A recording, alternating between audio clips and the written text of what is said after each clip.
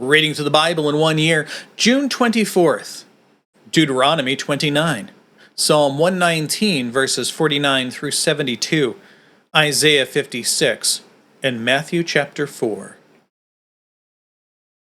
These are the words of the covenant which Yahweh commanded Moses to cut with the sons of Israel in the land of Moab, besides the covenant which he had cut with them at Horeb. And Moses summoned all Israel and said to them, You have seen all that Yahweh did before your eyes in the land of Egypt, to Pharaoh and to all his servants and all his land. The great trials which your eyes have seen, and those signs and wonders. Yet to this day Yahweh has not given you a heart to know, nor eyes to see, nor ears to hear. And I have led you 40 years in the wilderness. Your clothes have not worn out on you, and your sandal has not worn out on your foot.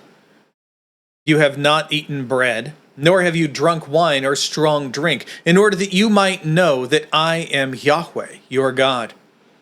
Then you came to this place, and Sihon, king of Heshbon, and Og, the king of Bashan, came out to meet us for battle, but we struck them down.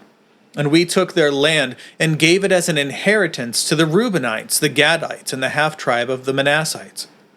So you shall keep the words of this covenant, and do them, or to do them, that you may prosper in all that you do. You stand today, all of you, before Yahweh your God, your heads, your tribes, your elders, and your officers, even all the men of Israel, your little ones, your wives, and the sojourner who is within your camps, from the one who chops your wood to the one who draws your water, that you may enter into the covenant with Yahweh your God, and into his oath, which Yahweh your God is cutting with you today, in order that he might establish you today as his people, and that he may be your God, just as he spoke to you, and just as he swore to your fathers, to Abraham, to Isaac, and to Jacob. Now, not with you alone am I cutting this covenant and this oath, but with those who stand here with us today in the presence of Yahweh our God, and with those who are not with us here today. For you know how we lived in the land of Egypt, and how we came through the midst of the nations through which you passed. Moreover, you have seen their detestable things and their idols of wood, stone, silver, and gold, which they had with them. Lest there be among you a man or a woman or family or tribe whose heart turns away from Yahweh our God to go to serve the gods of those nations, lest there be among you a root bearing poisonous fruit and wormwood. And it will be, when he hears the words of this curse, that he will bless himself in his heart, saying, I have peace, though I walk in the stubbornness of my heart, in order to sweep away the watered land with the dry.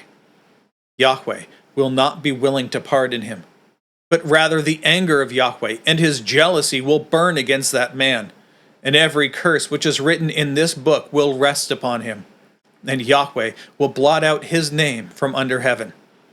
Then Yahweh will separate him out for adversity from all the tribes of Israel, according to all the curses of the covenant which are written in this book of the law. And the generation to come, your sons who rise up after you, and the foreigner who comes from a distant land, shall see the plagues of the land and the diseases with which Yahweh has afflicted it, and they will say, All its land is brimstone and salt, a burning waste, unsown and nothing sprouting, and no grass grows in it, like the overthrow of Sodom and Gomorrah, Admah and Zeboim, which Yahweh overthrew in his anger and in his wrath. And all the nations will say, Why has Yahweh done this, or done thus to this land? And why this great burning anger? Then the men will say, Because they forsook the covenant of Yahweh, the God of their fathers, which he cut with them, and when he brought them out of the land of Egypt. And they went and served other gods and worshipped them, gods whom they have not known and whom he had not apportioned to them. Therefore the anger of Yahweh was kindled against that land, to bring upon it every curse which is written in this book. And Yahweh uprooted them from their land in anger and in fury and in great wrath. And he cast them into another land, as it is this day. The secret things belong to Yahweh our God, but the things revealed belong to us and to our sons forever, that we may do all the words of this law. Now, Psalm 119, verses 49 through 72.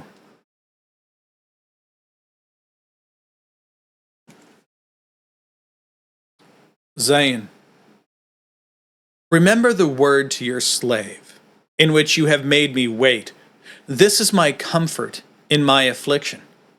Your word has revived me. The arrogant utterly scoff at me, yet I do not turn aside from your law. I have remembered your judgments from of old, O Yahweh, and comfort myself. Burning indignation has seized me because of the wicked who forsake your law. Your statutes have become my songs in the house of my sojourning. I remember in the night your name, O Yahweh, so I keep your law. This has become mine, that I observe your precepts. Heth. Yahweh is my portion. I have promised to keep your words.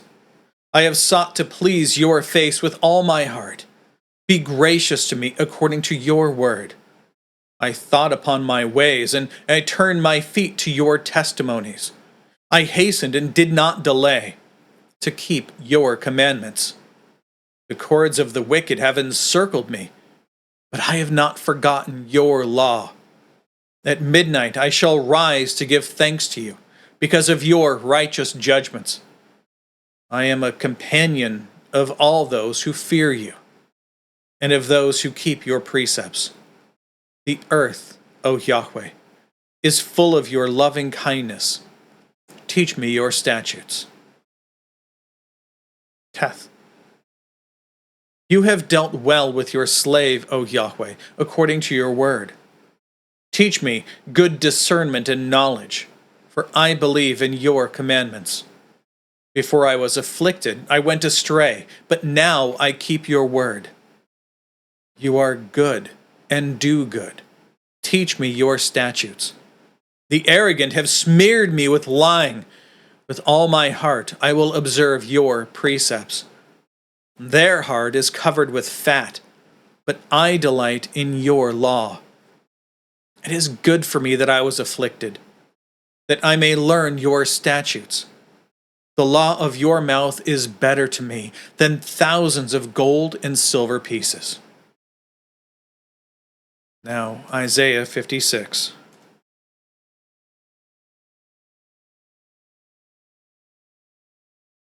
Thus says Yahweh, keep justice and do righteousness, for my salvation is about to come, and my righteousness to be revealed. How blessed is the man who does this, and the Son of Man who takes hold of it, who keeps from profaning the Sabbath, and keeps his hand from doing any evil. Let not the foreigner who has joined himself to Yahweh say, Yahweh will surely separate me from his people. Nor let the eunuch say, Behold, I am a dry tree. For thus says Yahweh, to the eunuchs who keep my Sabbaths, and choose what pleases me, and hold fast my covenant, to them I will give in my house and within my walls a memorial, and a name better than that of sons and daughters. I will give them an everlasting name, which will not be cut off. Also, the foreigners who join themselves to Yahweh, to minister to him, and to love the name of Yahweh, to be his slaves, every one who keeps from profaning the Sabbath, and takes hold of my covenant, even those I will bring to my holy mountain, and make them glad in my house of prayer. Their burnt offerings and their sacrifices will be acceptable on my altar, for my house will be called a house of prayer for all the peoples. Lord Yahweh, who gathers the banished of Israel, declares, Yet others I will gather to them, to those already gathered. All you beasts of the field, all you beasts of the forest, come to eat. His watchmen are blind, all of them know nothing. All of them are mute dogs, unable to bark, dreamers lying down who love to slumber. All the dogs have a strong appetite, but they do not know satisfaction. And they are shepherds who do not know understanding. They have all turned to their own way. Each one to his greedy gain, to the last one. Come, they say, let us take wine, and let us drink heavily of strong drink, and tomorrow will be like today, beyond exceedingly great. Now Matthew chapter 4.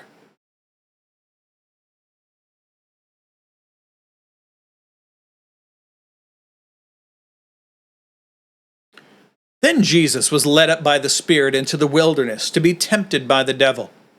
And after he had fasted 40 days and 40 nights, then he became hungry. In the Greek, duh. And the tempter came and said to him, if you are the Son of God, command that these stones become bread. Note how Jesus responds to the tempter, which is the devil. And also notice, he only answers with Scripture.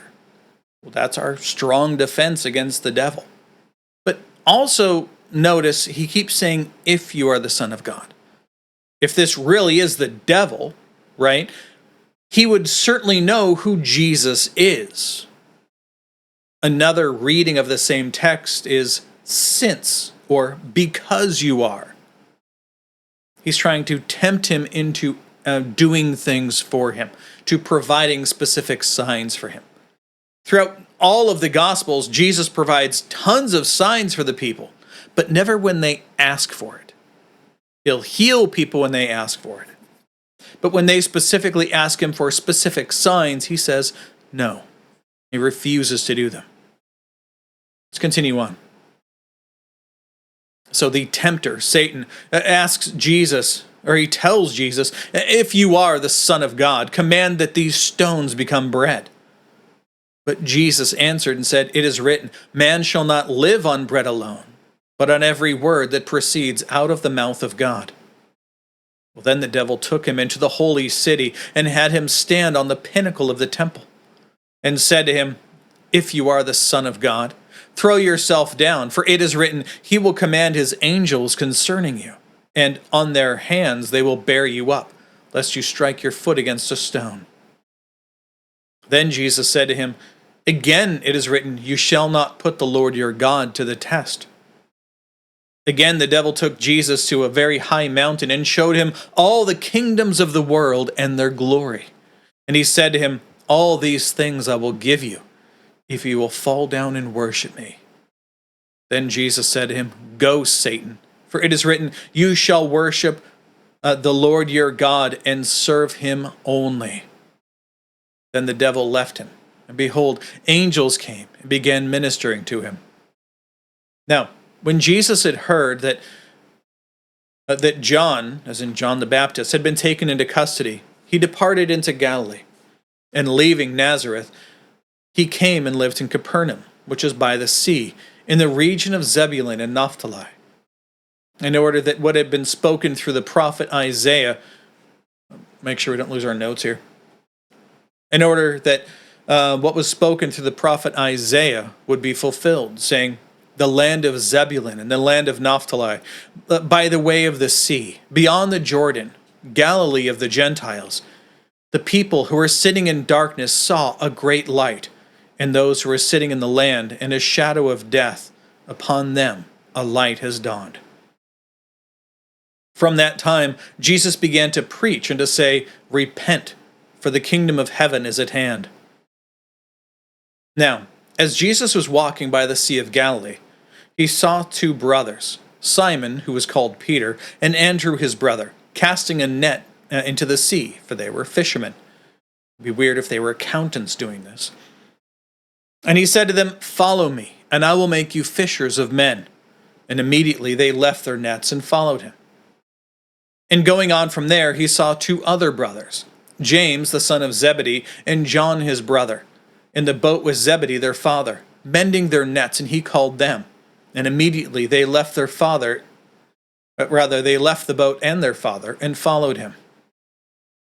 And Jesus was going throughout all Galilee, teaching in their synagogues, and preaching the gospel of the kingdom, and healing every kind of disease and every kind of sickness among the people. And the news about him spread throughout all Syria. And they brought to him all who were ill, those suffering with various diseases and pains, and demoniacs, epileptics, paralytics, and he healed them.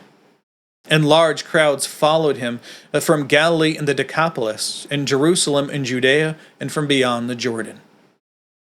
And that is all for today. And that is all the notes. So, God willing, we'll be back tomorrow. Behold, the word of the Lord.